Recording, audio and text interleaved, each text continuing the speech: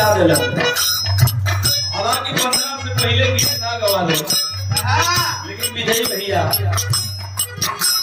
लोगन के पर्दा न भेटाई। हाँ पर्दा ना भेटाई कौन धूम को गौलस होता।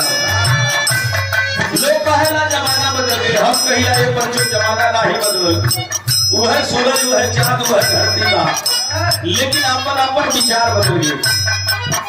विचार के साथ साथ गीत संगीत भी बदल गई और धूम कर बतावे के पड़ेगा। ये देखा कोनो वह धूम नहीं खेबा। ये हमारे कैसे के गीत बा, हमारे आवाज में आप लोग सुनो। तमाम गीत हमारे यूट्यूब चैनल पर आप लोग सुनिला, आशीर्वाद प्यार दे हिला। एक गीत मैं अपने फौजी जवानों के लिए जरूर गाता हूं। क्या गीत? इस भारतवर्ष के रियल हीरो फौजी जवान है। संकेत के लिए हम आकर एक फौजी सराह से छुट्टी लेकर के घरे आई बाड़े।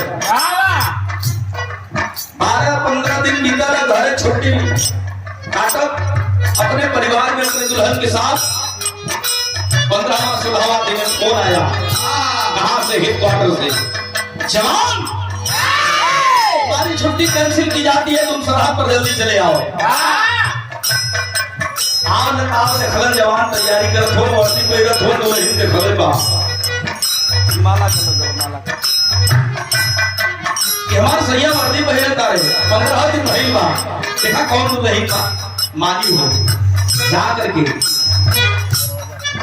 दरवाजा के सामने खड़ी होकर हाथ मिला के रास्ता रोक ले लेते, आंख में आंसू हो, रो के अपने फौजी सैया से बात करत हो।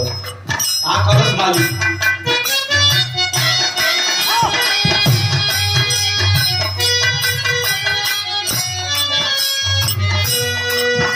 यह बात जब नहीं ए सैया दी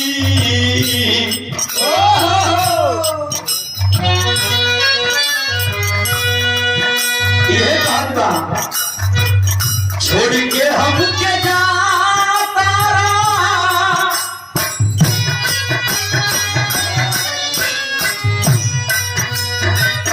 छोड़ के हम के सीमा के लड़ाई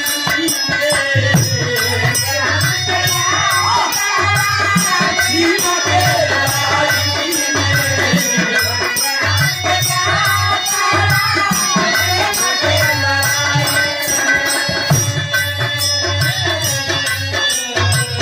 छोड़ के हम के जाता सीमा के लड़ाई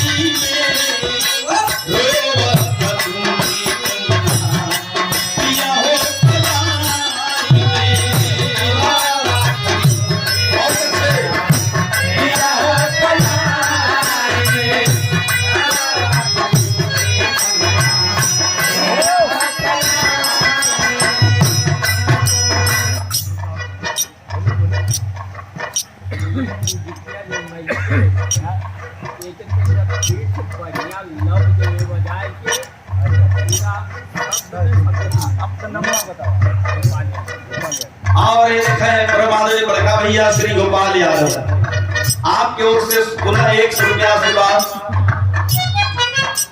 ऐसे कलाकारों के भगवान हमारे ऑडियंस है, हमारी पब्लिक है। भैया को फरमाइश है कि ये गीतिया के फिर से दोहरा के आवाज तनी भी जान के मास्टर।